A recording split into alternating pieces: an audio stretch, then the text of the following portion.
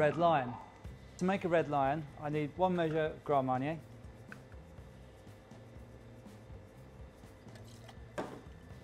1 measure of gin,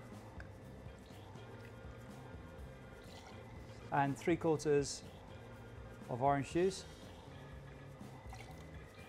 and 3/4 of lemon juice.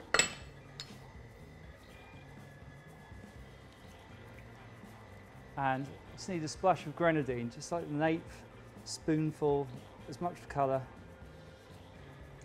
and then shake that with ice.